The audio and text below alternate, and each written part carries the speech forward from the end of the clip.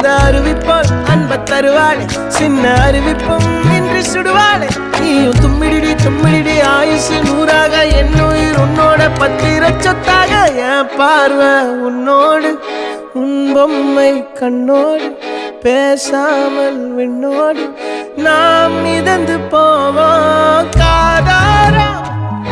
அடியாளோ நான் தாங்க மாறோடு